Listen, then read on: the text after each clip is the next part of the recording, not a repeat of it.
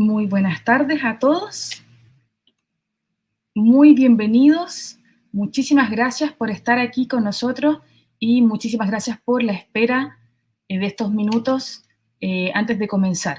Mi nombre es Marisol Castillo, yo soy VP de EMCC Latam y les doy una tremenda bienvenida y muy calurosa bienvenida a todos ustedes por acompañarnos en este evento tan importante para nosotros de EMCC Latam. A continuación me gustaría, antes de darle la palabra a Paul, me gustaría comentarles que actualmente contamos con la opción de traducción simultánea. Para eso, cada uno de ustedes debe configurarlo en su barra de menú de Zoom. Si ustedes se fijan, en la barra de menú, en el abajo, hay 3 botones que dicen más. Para quienes los tengan ya en inglés, dice More. Ahí habilitan la traducción simultánea. Deben incluir ahí el idioma hablante inglés y traducción en español. Si tienen algún inconveniente, por favor, lo podemos ver de manera interna para poder asistirlos a ustedes. Bien, dicho eso, entonces, les dejo con ustedes a Paul, nuestro presidente de la EMCC Latam. Muchas gracias, Marisol, por la presentación y gracias a todos también por la asistencia y por la espera.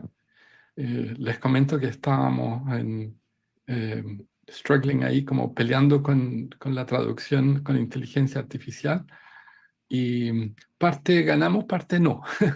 Así que eventualmente algunas necesidades que pudieran ocurrir, yo voy a servir de traductor no profesional, así que no esperen una traducción simultánea, comentándole a Lise que de repente no está funcionando tan bien la traducción hacia ella, que es importante.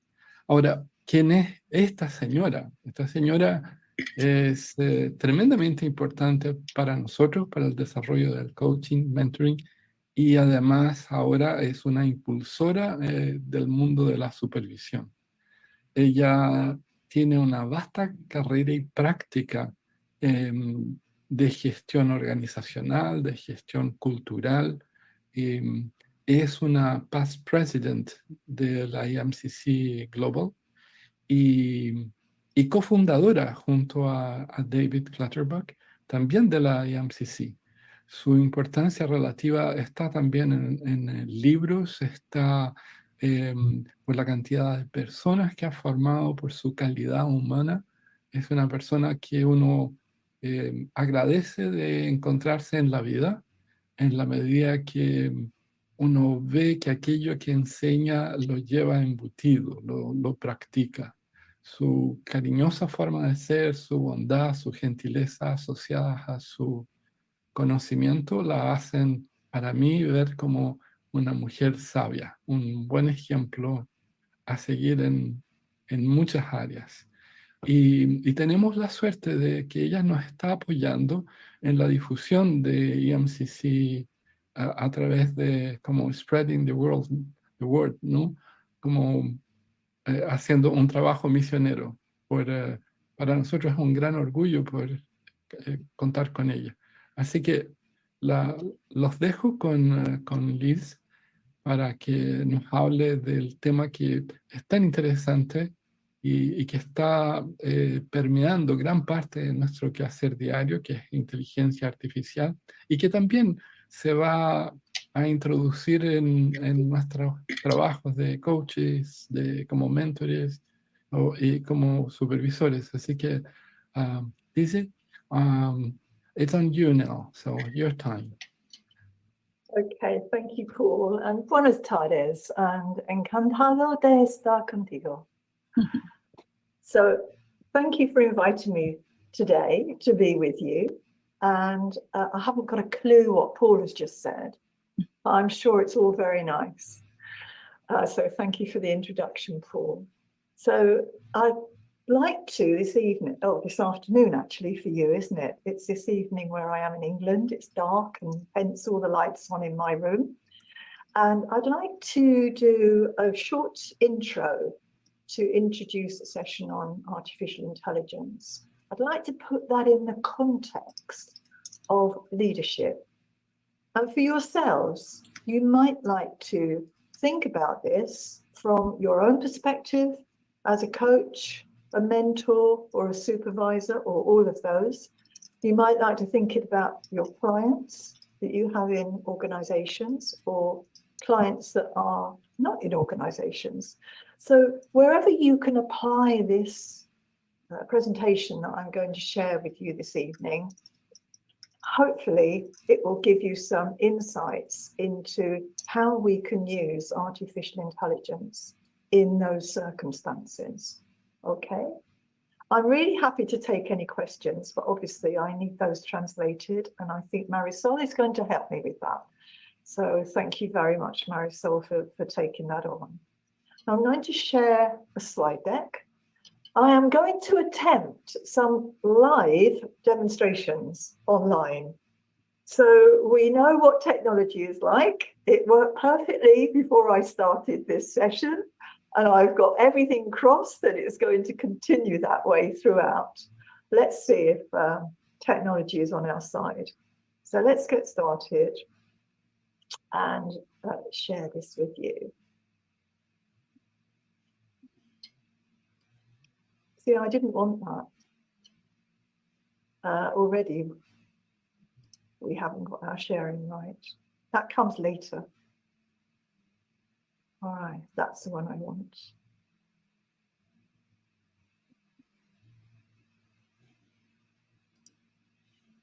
Okay, so I want to set the context, as I say, in thinking about tomorrow's leadership. What's happening in our world of work? What do we need to be conscious of as practitioners? And how can we support our clients, whether they're coaches, leaders, whatever their role is? And I'm going to use that as a lead-in, as I mentioned, to artificial intelligence. So can you see my slides okay? Yes, we can. Good, thank you. That's always helpful to know. Okay, so the leadership profile that we're looking at is to be thinking about relational leadership. I've done quite a bit of research on this, and everything tells me that the relationship is the most important feature in the world of work going forward. Obviously, other things are important too, but we need to be mindful ourselves, and also as leaders in organizations, that we focus on the leadership. And that takes us into thinking about how we manage ourselves. What kind of temperament do we have? Are we easygoing? Are we directive? Are we non-directive? Are we traditional hierarchical? So we've got to think about those areas. Also, what are our engagement skills like? You can think of some professions where you may stereotype how people might be in those professions. So we could think of engineers and architects and technological people as perhaps not being so focused on people skills. They might be much more focused on technical skills. Or we could think of people like ourselves, or in HR, or social services, or those people-focused professions that we have, where engagement skills might be easier to come by. We also want to encourage our clients, if they are leaders, to be a role model for the people in the organizations, because what people see us do, it is where they get their clues from about the culture in the organization. And that takes us up to technological awareness about, okay, got something else coming up. Technological awareness about in ourselves. How aware are you as practitioners? What interest do we take in it? We're on Zoom now, and that's a fairly popular platform. But what else do we know that we can use to support our clients in their work? If we're working with clients, we might like to talk with them about it and say, what's the technological infrastructure like in the organization? Is it compatible with the needs of business today? Does it need looking at, refreshing? As we know, technology moves really swiftly. So we have to think about, are we keeping up with that? Also, how can we leverage the use of AI in the organization? We need to be on top of this. We can't be up to date with it all the time because it moves too quickly. But we do need to have some idea of how we can use it and where we can take it.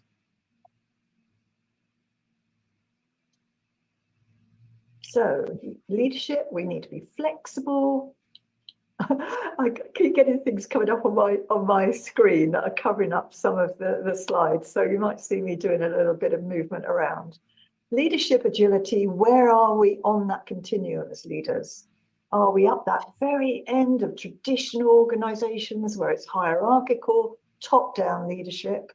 Or are we up the other end where it's completely open? We include everybody, we have inclusive leadership, very flat structures, or are we somewhere along those continuums, along that continuum? Where are the clients we work with? Where are we? I'm saying where are we because I'm not sure if we have leaders on the call, and if so, I want to include you as well. So it's about also having that systemic mindset. It's not just about, you know, what we're focused in the place that we're immediately our workplace. It's about how can we open that up? What's happening in other departments in our organization?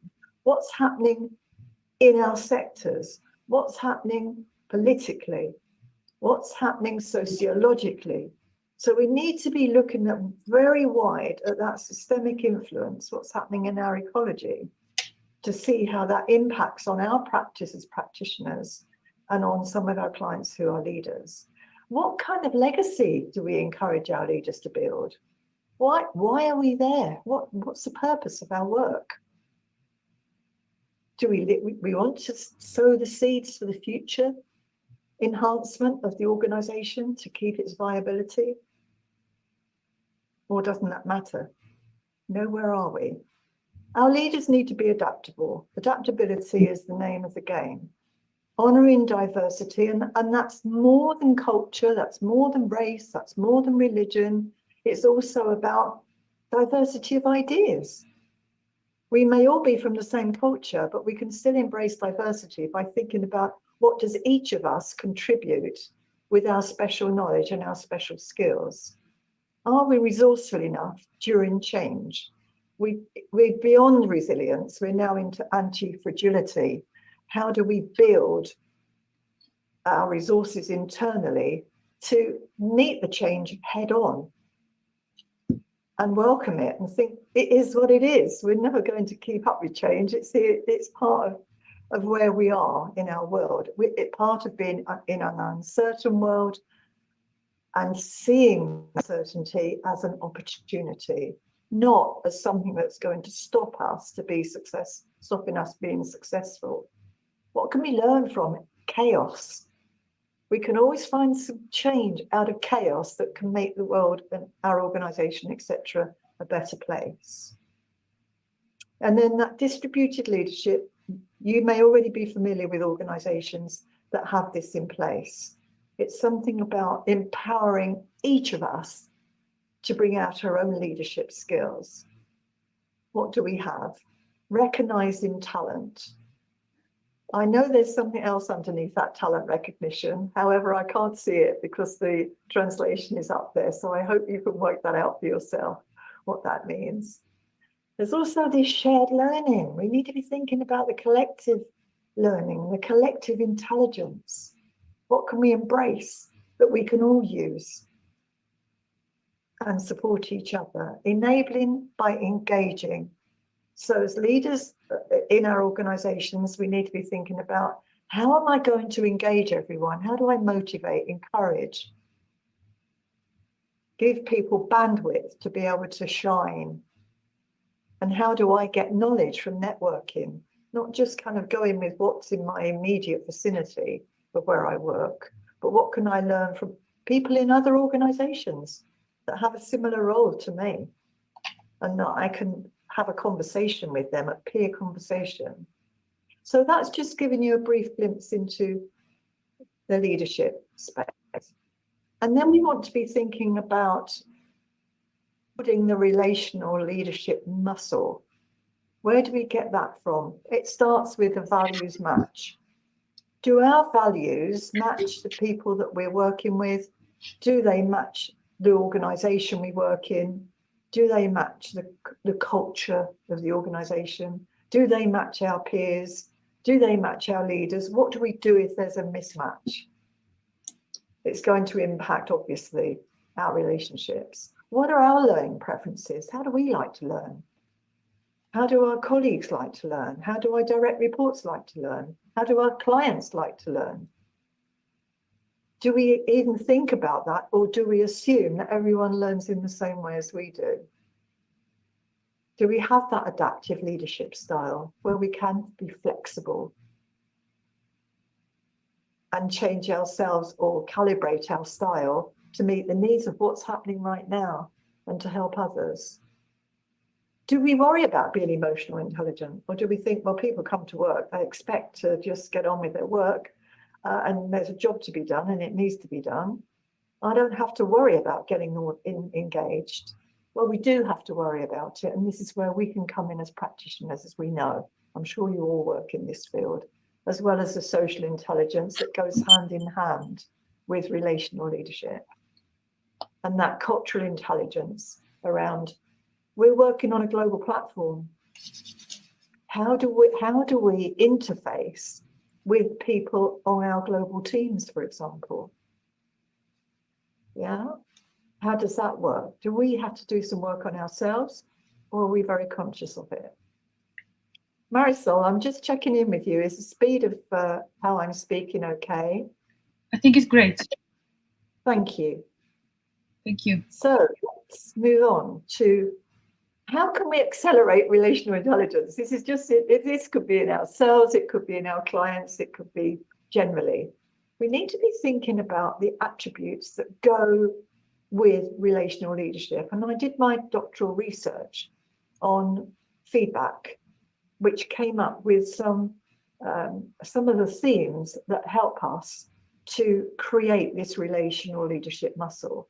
And the top three that came out was, what emotional state are we in when we engage with others? If we've just come from a really kind of a meeting that's kind of been quite antagonistic, and there's been lots of views there, and people are kind of vying for space, or you can't get your voice in, etc., etc. We might have heightened emotion that's not going to be very conducive when we say go in to meet our team or our clients. Yeah. And we had, if we've got some personal upset that's going on, we're human beings at the end of the day. What's happening there? And then do we have compassion for not only others? We know about having compassion for others as coaches and supervisors, as mentors, and hopefully as leaders. But do we have compassion for ourselves as well? It's tough out there at the moment. We're still kind of trying to find our way post-COVID. We've still got lots of things that have come out of there that are more challenges for us that we need to sort out. Do we have compassion for ourselves to say, it is tough today. I've not had a good day today. So what can I do, or what support can I get to actually bring me back to my own sense of being and my own well-being? Those two areas are most important in building trust with others. Yeah.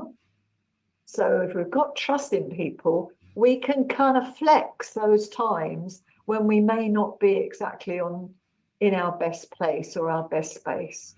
We can flex that because we've built that trusting relationship.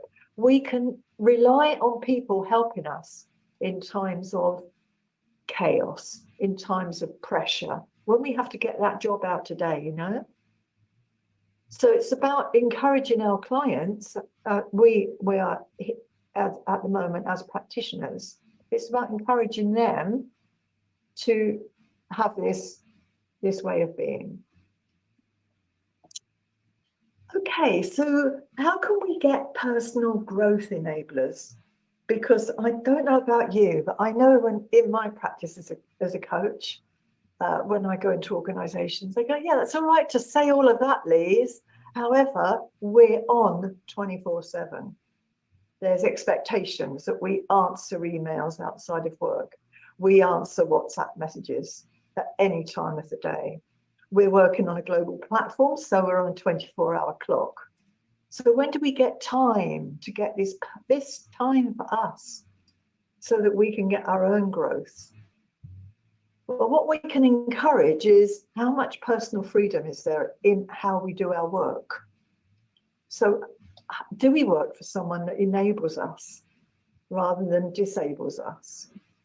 What spaciousness can we create within the hours of work? Can we say, okay, I'll spend an hour answering my emails. That's never enough time, I know.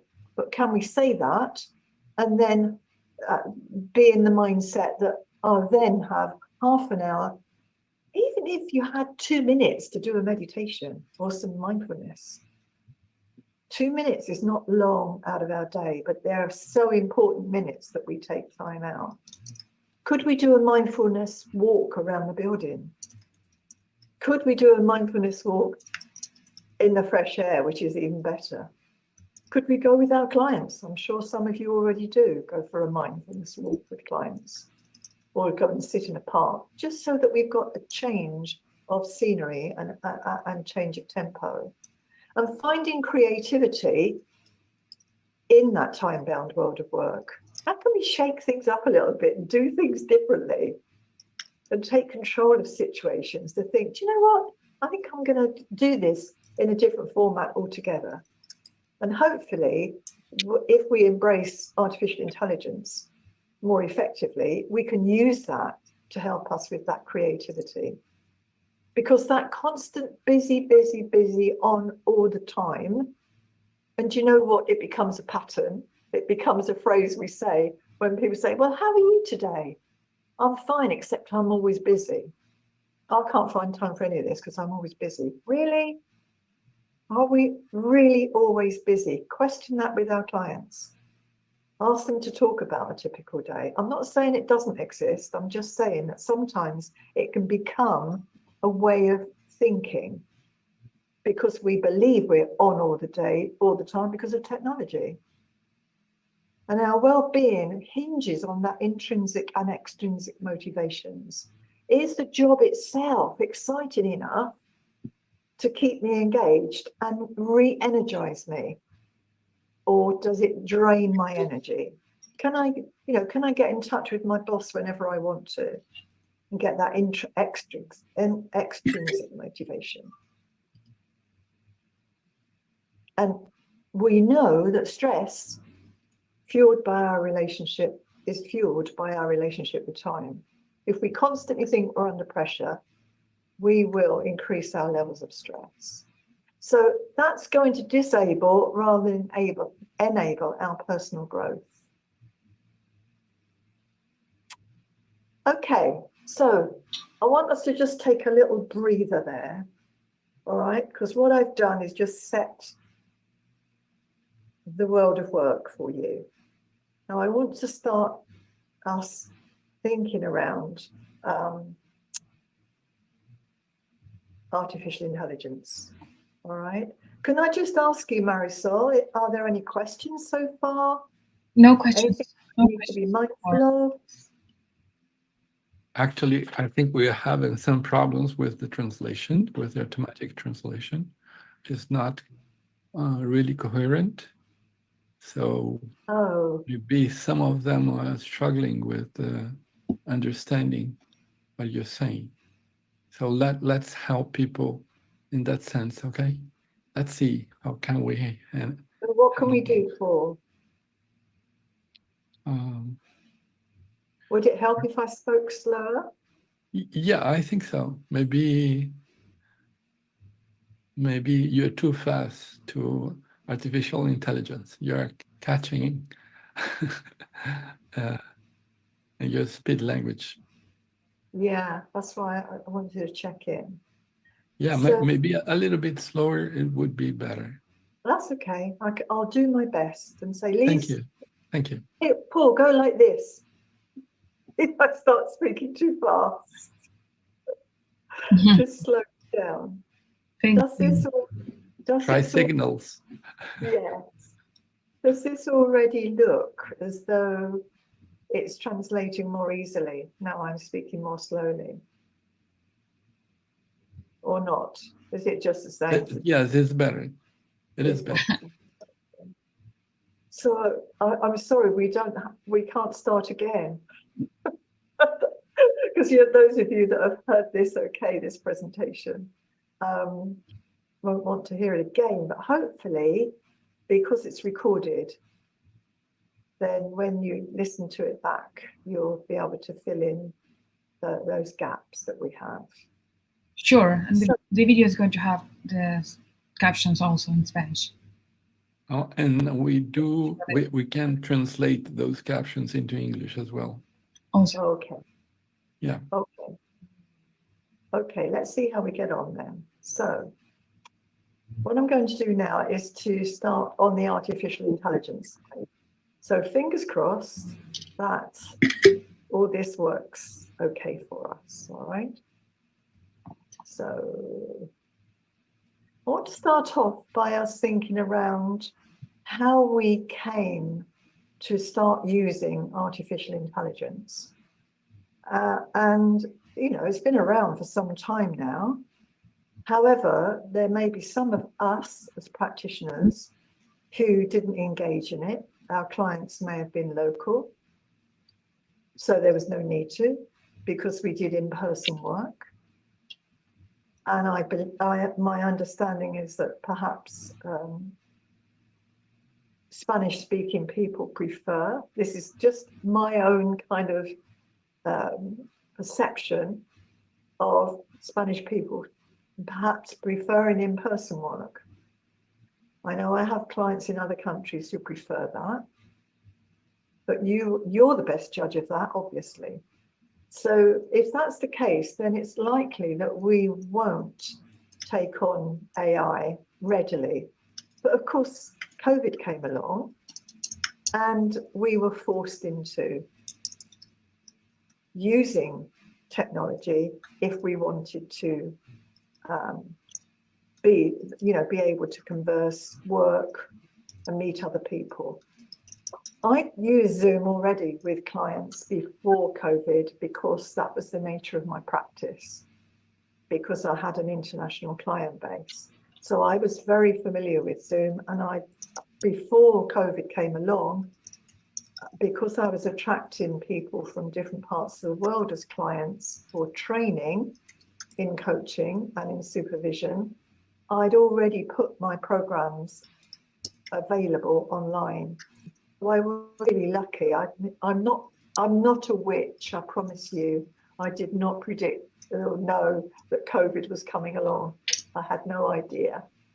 But it did force a lot of us into becoming familiar with Zoom, which seemed to be very popular for individuals. So then what we call the late adopters went onto Zoom, and this is what Zoom offers.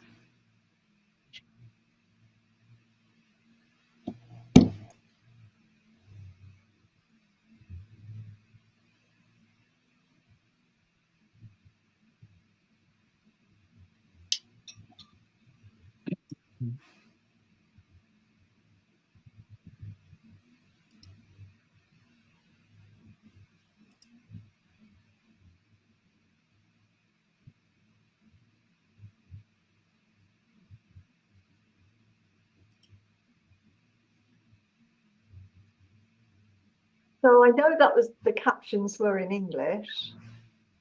However, I hope you got the idea that Zoom offers much more than what we're doing now in terms of having a conversation, which is amazing, isn't it? You're all in Latin America and I'm in England. And isn't that wonderful that we can have this time together? I'm pointing it out because those that came to technology late in terms of platforms are able to get training from Zoom, and they've enhanced that and it carries on. So that was the reason for showing that. As people progress, as we progress with platforms like Zoom, we may want to think let's use the AI companion. We could have done that today as well as using the translator. Of course, it would have all been in English, but the AI companion, for any of those who have used it, or if you haven't used it, then it records the meeting. So it may not record it in terms of being absolutely perfect, but do you know what? If you've used it, I certainly have, it gives a pretty good example of what's been said in the meeting and who said what. Not only does it do that, it also summarizes what people have said. It may be sufficient for making notes of the meeting or not making a recording. We've always got the recording, of course, as we have now, but it may be sufficient and we don't need any more. My experience of working in organizations is that organizations are not very keen on Zoom. They like Teams. I use a Mac, it doesn't like Teams. It likes Microsoft because it's a Microsoft application. So I kind of dread it when I get a client who says, oh, we have to use Teams, Lise, and I do have a few of those. And just have to, you know, suck it up, as we say, and just get on with it. So there will be other platforms, but those are the two most well known. As we progress even more, we can start thinking about how we can use technology as part of our teamwork. That's why we're going in organizations. People are relying more on the team efforts, not necessarily just the individual efforts.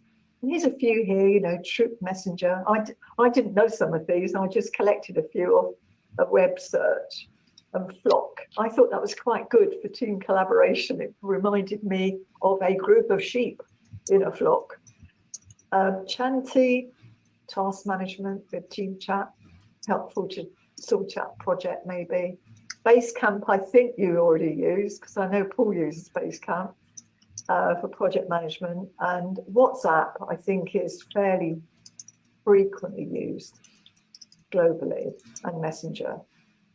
And of course, Zoom now, of course, because it wants to be the leader on the market, also has team chat. So there's so much around that we can utilize and benefit our own work plus that of our clients. We also have ChatGPT, and I'm going to try and do a demo in a moment, but just to give an intro to it, if you haven't used ChatGPT, which is generative AI, so generative AI, it builds on data that it already has.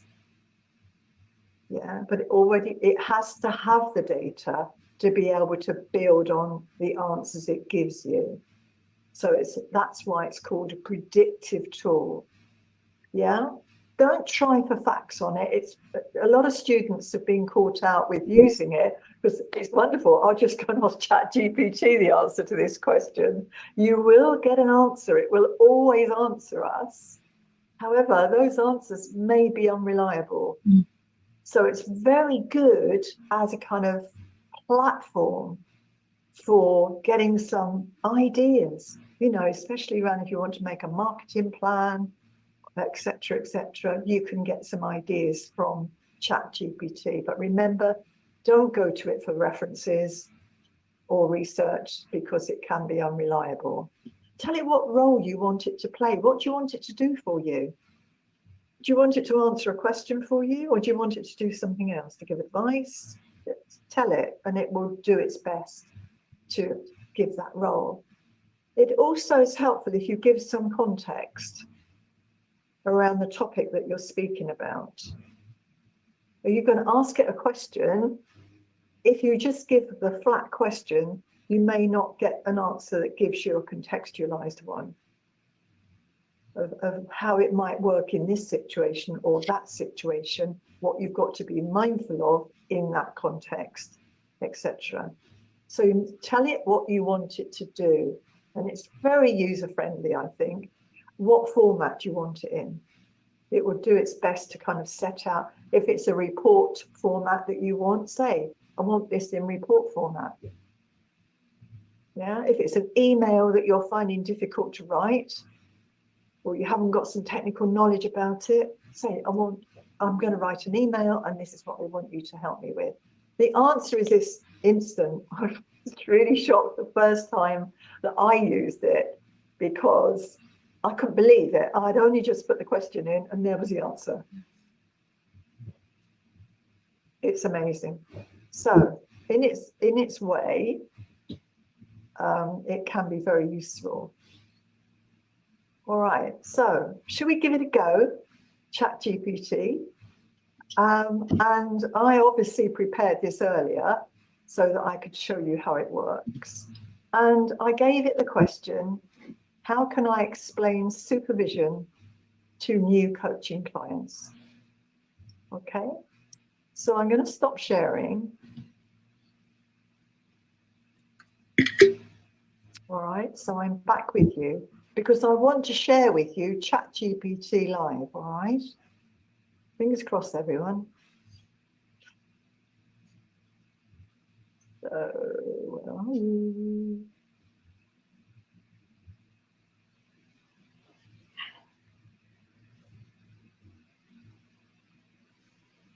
And here we are. So, I asked it to explain coaching supervision. And as you can see, I'm obviously not going to read all this out, but look at all this that I got from it with just that question. So it defined it for me. Don't know where it got the definition from, but we know there's no one agreed definition of supervision anyway. So, you know, this is one that we could use. It gave me the purpose of it. I didn't ask it that exact question, but that's what it gave me. And I thought that was pretty good. You know, it talked about quality assurance. Yeah, it ensures that the coaching you receive is of the highest standard. I really like the way it brought in ethical practice, because that's what often comes up in supervision. And giving us that idea about continuous improvement, helping us to develop. It's not about us personally. I thought that was helpful too, because the word supervision, you will know how that is accepted in your own community. But I know in the communities that I work in, supervision can sound as though I'm being checked up on. Somebody is going to judge me and look at my practice. I've even had people asking me when they come to supervision for the first time, because we haven't had a chance to talk about supervision fully, do they need to bring their client? You know, because they're used to supervision being watching you working or checking on your work. So we have to be careful about that use of that word, doesn't it? And I like that. It's not about you personally. It's looking at your practice. Yeah.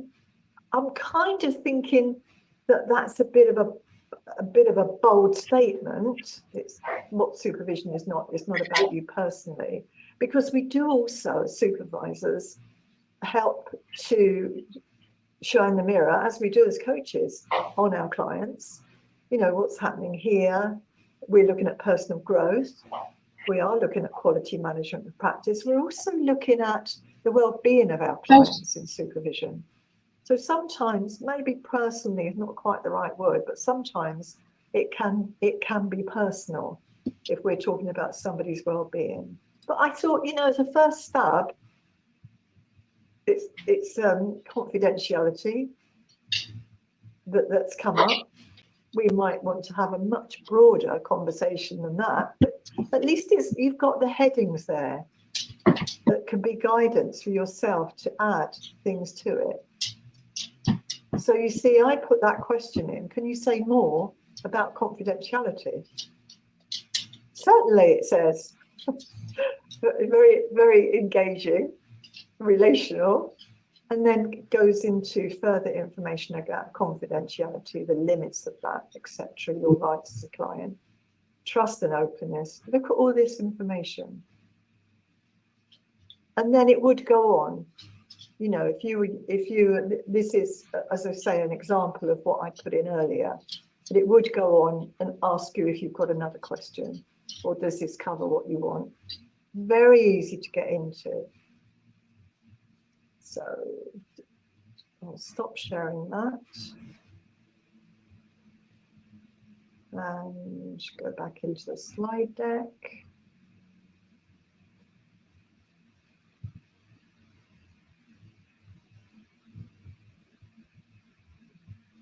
And this next one is, I am actually going to try and have a conversation with AI. Well, actually, I'm going to ask you, and maybe Paul or Marisol, you need to translate a question from someone that's here with us at this meeting. But I'm going to ask you to work with AI coach. So you're going to work with a chatbot who is a coaching chatbot, okay?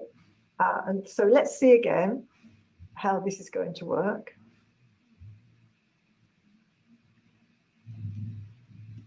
See if it plays with us.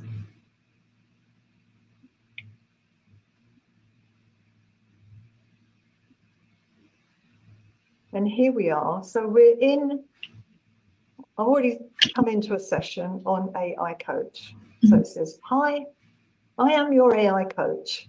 Ready to start a coaching session? So I'm here. So I'm going to start the session. Fingers crossed. Right. So it's saying to me, coaching is a journey of reflection, self-discovery, self-improvement. Expect questions for contemplation rather than advice from a textbook. Dedicate your time. Set aside at least 20 minutes of the session. So it's kind of contracting with me, okay, about how it wants to work with me.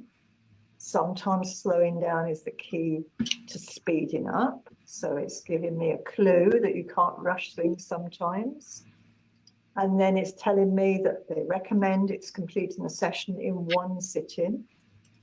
And it will automatically complete within 24 hours. So this is a contracting conversation. And it's reassuring me it's okay to not know. If you don't know the answer to a question, it's fine to just say so. So, you know, it's setting the scene for me. It's reassuring me. It's telling me how it's going to pan out, and it's helping me. So, okay, are we ready? Let's go. So I need a volunteer now to give me some answers. So Paul and Marisol, can you help me out here? Yeah, I can. Of course, I can help you. Paul, are you going to be the client? Okay. Okay. All right. And it doesn't have to be about you. Obviously, you can make it up.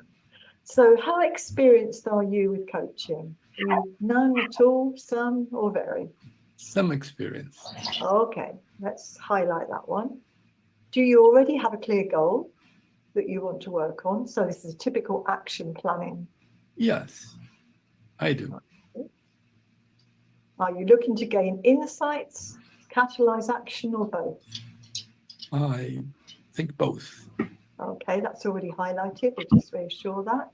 Anything else you would like me to know, the chatbot, before we start? Yes. Can we ask if I'm going to have answers from the bot, or I have to find out my own answers?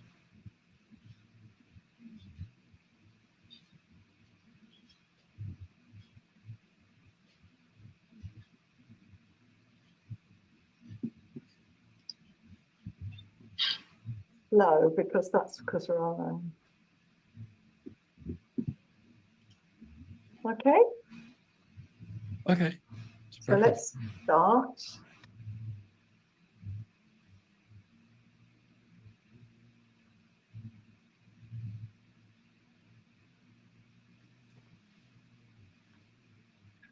By the way, Liz, I don't know if there is something on your side or configuration, because when I'm speaking English, it is the translation is good. Oh, okay. Maybe you have to speak Spanish. Well, I do have almost a daily Spanish online Mondly session. So you never know one of Yeah, these days. I know. So welcome back. I see you're looking to continue your existing goals. Don't know how I knew that. While gaining insights and developing concrete actions. How would you like to begin today? Now, I can't actually type this message in because the translation is over the message Oh, line. you can move to translation. I tried to, above or- yeah, there, I've done it now. Thank you. No? Yeah, you can. Oh, Yeah, I've done it now. I've done it. okay. Can you see this screen, by the way? Yeah, I do. Yeah, good. I can. So, how would you like to begin today, Paul? Oh, it's a real question. Yes. Looks like a regular coaching session. I would like to understand better what I have to do. It's too long. Let me shorten it. So you don't need to type a lot. How can I have more money? Simple.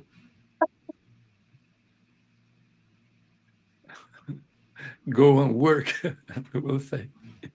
Let's see what it says. Yeah, we can have fun with this. We don't have to be serious about it because it's just a demo of how it works. Rob a bank.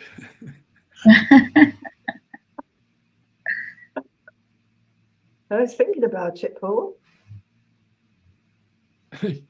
What emotions or beliefs do you have about your current financial situation? Good question. Anxiety. I have an anxious about that. Anxiety. Yeah. Okay, let's just let's put it borderline with therapy.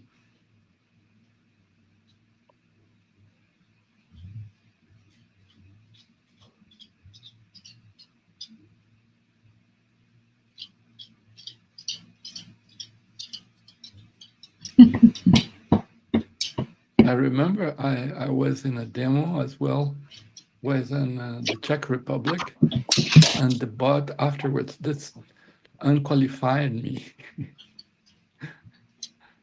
Can you share more about what borderline with therapy means to you in relation to your financial anxiety? Can we kind of stop there, Paul? I'll tell you why. Okay. This is going to go on, isn't it? Yes. I want to thank you for being the pretend client. Okay. Do you think this is enough to give people an idea of what this particular chatbot can achieve? Yes, I think it's enough, and it shows very well how you can move forward step by step as in a regular coaching session with some distinctions, for sure.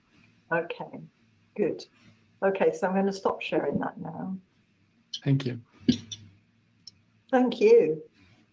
So I'm just checking in. We've got, a few more slides, not many, but I know we've come to the time that we agreed, but we started late.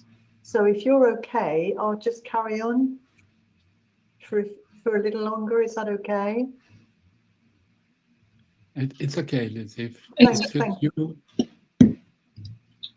Thank you. Okay. So I'm going to share again.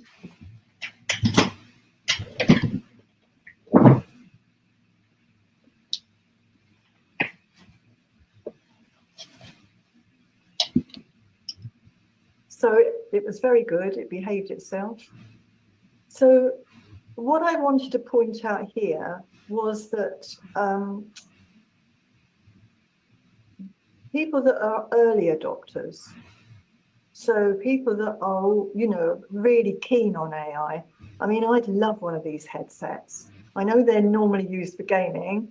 However, if you've seen the Apple headset, it is brilliant. I just love one of those, but at $3,500, I don't think so.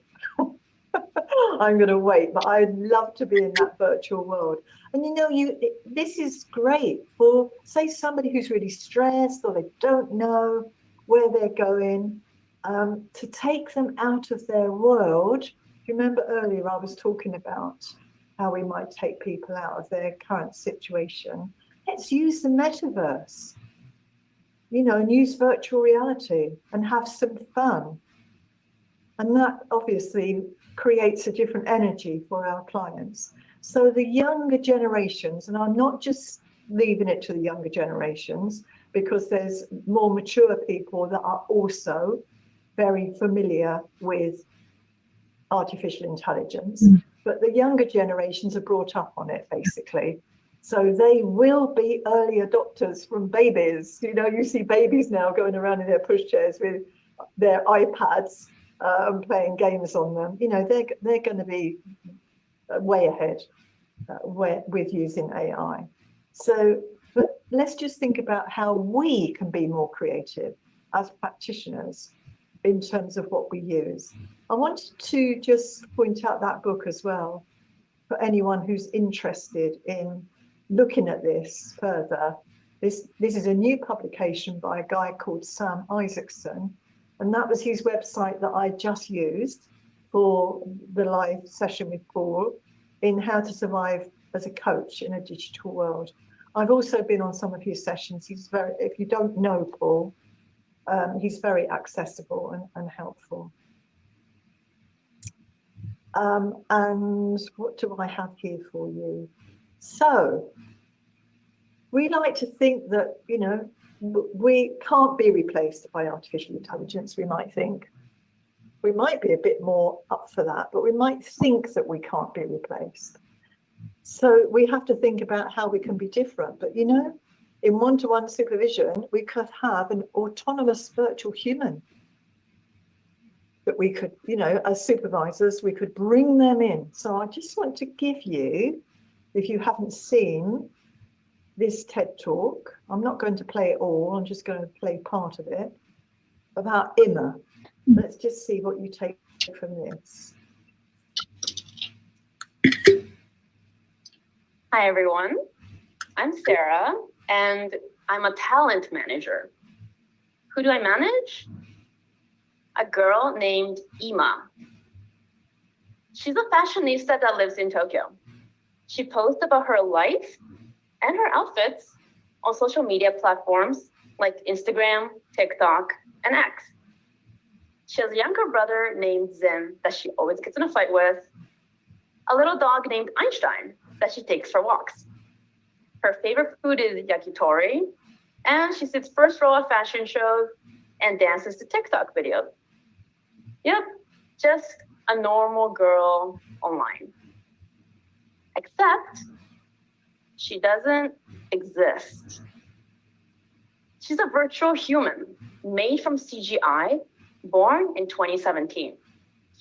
In other words, she's a fictional character made from 3D softwares, a unique blend of softwares like Maya and Unreal Engine, and a bit more. She's not a mimic or a copy of anyone that's existing in real life. She's a complete original character. These are some of her Instagram posts. The middle one is her brushing her teeth when she's virtual. The other one, it says, hashtag, I think I'm CGI, but these dogs are real. This one goes, I cut half my bang off. Is it gonna grow back even though I'm virtual? These are some of her other TikTok videos. Oh, and that brother that she has? Yep, you guessed it. He's not real either. I wish he was though. We manage him and dozens other virtual humans around the world. And in the near future, we're integrating them with AI so that they become autonomous virtual humans that you can have a conversation with. This is a little demo video. Nice to meet you, John. Feel free to ask me anything. Nice to meet you too. How are you? Nice to meet you. I'm feeling good today. How about you? How does it actually feel to be fused with AI? Yes, they exist in the virtual world, but these virtual humans have an impact in our real world too. Emma has repeatedly shared her opinions on real world issues, including climate change and Black Lives Matter. She initiated a community get-together in the virtual world during COVID for people who are feeling lonely and isolated. She also shares about her Japanese culture and subculture to her global audience. For these actions, she was actually chosen as one of a Forbes Woman of the Year. Ooh. Right beside the lake.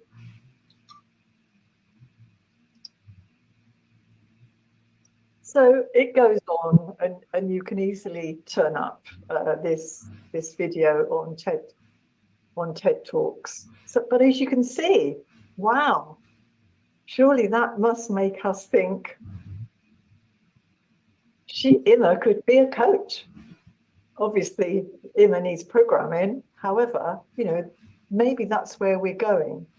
So I'm not trying to frighten us all by showing these examples, but you may have seen some of them anyway. I'm just flagging up. We can't ignore it. Yeah, we cannot ignore artificial intelligence. It's no good putting our head in the sand if we are. But at the same time, we need to be thinking about using it wisely. We've got ethical considerations. We don't know how they've been programmed. We don't know where the data goes. We trust Zoom, but this is being recorded. Where is this recording going? Yeah, I mean, there must be lots of facilities where Zoom works on making sure that it's kept confidential and just for us. But you have to kind of think about these things, don't you? Especially when we're working with clients and we say the phrase, let's talk about confidentiality. Yeah, it's safe here with us. It's just us here, so it's okay. Whereas in fact, it's not necessarily. So just another couple of slides to share with you, and then I'll see where we are then. And the likes of climate change activist She Greta still Thunberg. wants to talk. We can also use AI to support, if we're supervisors, for example, to support our clients' development. So to support our coaches' clients' development. So this could be a tool that we say to coaches, or we can just take it ourselves as a coach and invite our client to do something like this. Hello and welcome to Vibe Talk. Today, we are going to solve the biggest fear of humankind, Big claim. the fear of public speaking. The ability to communicate charismatically to an audience is a highly sought after skill set. Until now, the only way to get better is to suck it up and practice in front of a real audience. However, the fear is so intense for some people that they simply choose to avoid these situations. No thanks to virtual reality. VR is especially effective in public speaking training for two reasons. Firstly, it provides ultra-realistic environments. And secondly, it enables true-to-life interactions between the speaker and the audience. The realism of VR convinces the brain that you're in an actual public speaking situation. This stimulates gradual adaptation and allows people to overcome anxiety and discomfort. Virtual speech and ovation are some of our favorite public speaking simulations. Select from a variety of situations, pitch ideas in the boardroom, or speak in front of 1,000 people. The training programs also offer feedback based on eye contact, voice pitch, pace, and many more criteria. Hone your skills to become more comfortable in speaking opportunities. I'm moving on because I'm conscious of time, but I think you get the idea that we can use AI as a resource and encourage our clients to use those. And sometimes they're useful, sometimes they're not. We've got to ask them to use their discretion. I was going to do a demo on creating a group supervision avatars, but my guess is you're used to using avatars. Is that right? On Zoom? Not sure about the language now, Lizzie. I'm not sure how many of them are fully understanding what's going on. Some of them speak. This maybe is such a shame if they're not, because it's a kind of a bit of a waste in a way, isn't it? No, not at Yeah. all, Lise. Please. Okay. I'm just concerned for you that, you know, you Yeah. set it up and the translation isn't work. And the fact that I don't speak Spanish. If I spoke Spanish, I wouldn't have problem, would I you? don't know, this is on us. So just to show you, we have this in our video, don't we? And we can choose an avatar. And I set one up earlier, so you know, I could be avatar, I could be, I want to change my persona completely. And I'm going to be a dog, if that's what it is, in my green sweatshirt, my green hoodie, because I may feel freer to talk about something that I would feel embarrassed about, or you know, didn't want to speak up as Lise. So we could get a group of these if we had everybody on our call, you know, in say a group coaching or group supervision. We could get everyone to choose their own avatars. Maybe somebody would like to try now. I don't have the option, actually. Oh, there you go. Paul is. Thank you, Paul. So Yeah, see? I will. Yeah, you're That's- there. I can see you, Paul. I don't have the option. Okay, Yeah. not everybody will, I know. I feel very comfortable, like Yeah, you see it. this way now. It's kind of a I'm happy I'm not a cat. yes, because I would be chasing you by now, Paul. Anyway, you get the idea, don't you? That we could set up a Right. group. And also, oh, there you go, Pauline. That's brilliant, Pauline. I really like that. We have another one, Paulina Valderrama. She's also having the option. Oh, I can't see You anymore. cannot see her? No, I can only go as far as Claudia. Oh, she's like I can't. a nice cow. Oh, that's nice, isn't it? So you see, you get the idea.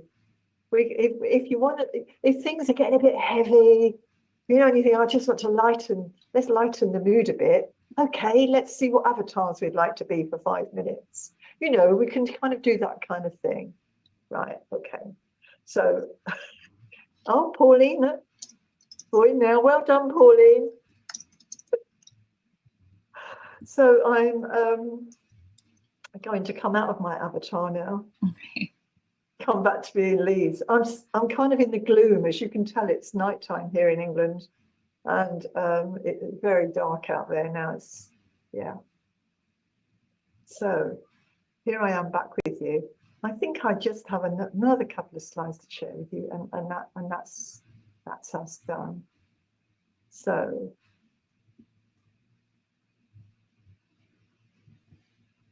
here we go. So play with it. That's what I think I'm saying. I wanted to show you this one because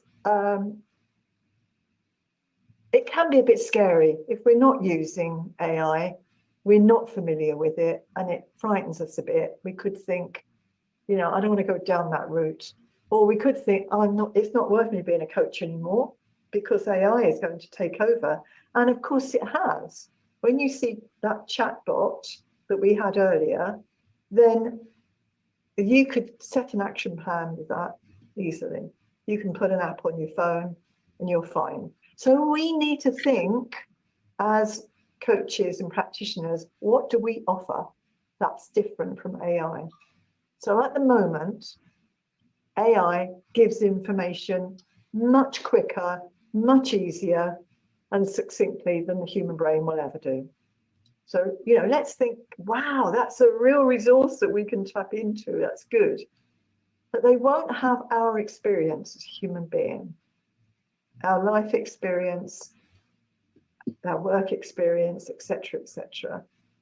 It won't be able to get the insights necessarily. It might get some, but it won't be able to get the insights that we can pick up because of our humanness when we're talking to somebody else. It will have wisdom of the data that's been input into it, but it won't have human wisdom. It won't be able to recognize human patterns. That's a big part of our role as practitioner. that we notice those patterns. It can't do that yet. Intuition, it doesn't have emotion, so it doesn't have a subconscious. So it's unlikely that it's going to be able to use that sensation that we get when we think, there's something not quite right here that I need to pick up with this person. Use of self, there is an energy we create as human beings that we exchange with each other. AI doesn't have that type of energy. It has robotic energy or AI energy, not our type of energy. Confidentiality, we know where the kind of ethical part of that is. Confidentiality in AI will only be there by the people that have programmed it. Yeah, and have they thought about the ethical implications? So as humans, as a final word, we're unique. So let's hang on to that uniqueness and look for other reasons why people should choose us over AI, or let's embrace it. Or let's embrace it and say AI can accelerate my practice and support my clients. Okay, so there we go. We're at the end of our session. Thank you so much for your attention. I'm sorry if the translation hasn't been as effective as we would have liked it. I would have loved to have had more dialogue with you, to have had some questions from you, and to have had that time to answer any questions. Oh, Horatio, that's a good look. Thank you so much. Oh, Humberto, we're all finding those. So could I hand back to you, Paul and Marisol, as you know, I finished the presentation for you. Great presentation. Thank you. Great presentation, Louise. You're very welcome. Thank you very much. You're very welcome. Muchas gracias. I don't know if we have got some questions. I will ask them in Spanish, just in case. Okay. ¿Tienen alguna pregunta que pudiéramos hacerle a Lise? No sé, y siento mucho algo que pasó con la configuración de allá para acá. No sé si es el acento inglés que pudiera ser, que corta algo las palabras, y esto está hecho para Estados Unidos probablemente, porque uno no selecciona el tipo de inglés. No está la selecciona inglés, y hay muchos tipos de acentos, ¿no? Pudiera haber sido eso. Entonces, si alguien tiene alguna pregunta que pudiéramos transmitirle a Lise, o si quieren ustedes hacérselas directamente, encantado. ¿No? I would like, I'm Betsy here from Bogota. Hi, Thank Betsy. you, Liz. I had the beautiful opportunity to meet you in Córdoba couple of months ago. Oh, I love that visit, Betsy. Okay, I totally know that this is quite a huge challenge. And how would you suggest our first step to embrace all these tools? Because I'm pretty concerned that now I can have a coach session with artificial intelligence. But as a coach, as a professional coach, what do you suggest should be our first step to embrace this technology? Well, what I tried, and hi again, Betsy. I recognise you now that I can see you on screen. I didn't recognise you as your avatar, but I do recognise you now. It's very lovely. What I tried to do in that presentation, Betsy, was to build it. So to say, you know, don't be frightened of it. Zoom is very resourceful. The way I started, because I started from scratch, I'm not a technical person at all. Well, I am now because I've been playing with it, but you know what I mean. I have no technical background. That's what I'm trying to say. Everything that I've done, that I've either self-learned or I've just been on a recent program where I've got a bit more insight into it. So I would say, I think Zoom is a great learning platform because it has so many resources. You know, I started off with a whiteboard, for example, and got used to encouraging people to put Post-it notes on, you know, with some text on so that they could put their ideas up there. And it kind of lightens the session as well. So, and you can put symbols on, so you can do a constellation work.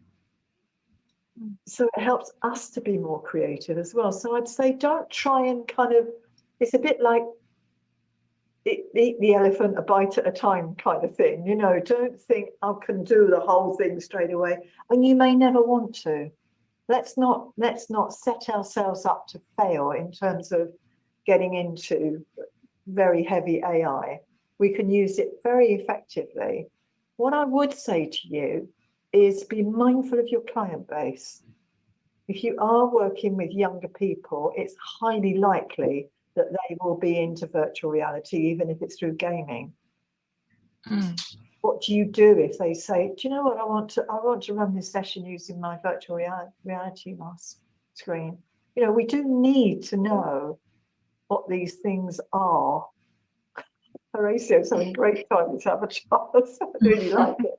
But you see where I'm coming from. We just need to be aware. And I don't know how you feel about kind of going on just short courses that are around. There's plenty around. Just to get used to the language as well. It's obviously a different language altogether. So, as I say, I think Zoom is a really good starting place. Thank you, Lise. I think the key word here is to play. Allow us ourselves to play. Thank you. Thank you, Betsy. That's a very good point to make, because let's be light about it. It's fun. It's fun if we just go into it in that way. And yeah, I mean, I'm absolutely amazed that I was kept online tonight. I was fully expecting it to crash. And me saying, well, you know, I was going to do this. However, it crashed. So can you just look it up yourself? Sometimes it works, sometimes it doesn't. But we all know that. We all know technology can let us down when it's worked perfectly well 5 minutes before. So I would say, don't be worried. Just play. Thank you for picking up that word. Play with it and enjoy it. You're welcome. I love those hearts going up. You see how nice that is? Thank you. Thank you, Lise. You're welcome. Thank you very much. Thank you very much for your presentation, for your time, and being so late during this evening in London. So thank you. It's okay. I've really enjoyed being with you all. Thank you. Even if I couldn't join you in Spanish, I'm sorry, but I really enjoyed being here with you. Thank you so much. It was great, and it was great. Thank you for your kindness as well. Thank you. Sure. Muchas gracias a todos por acompañarnos, por estar con nosotros en esta increíble charla. Nos comprometemos de parte de EMCC Latam a subir el video a nuestra cuenta de YouTube con subtítulos en español y también para Lise con subtítulos en inglés si los necesita. Así que esperamos ya la próxima semana enviarles un correo a todos los asistentes, a los que no pudieron asistir, poder ver nuevamente el video con los subtítulos correspondientes. Así que muchísimas gracias a todos. Muchísimas gracias. Muy bien. Muchas gracias a todos. It was a pleasure to be with you once again. Thank you. Thank you, Marisol. Thank you. Gracias a ti, Paul. Gracias a todos. Bien, estén bien. Gracias a todos. Gracias, Paul. Gracias. Un gusto volverte a verte. The recording has stopped. Chao.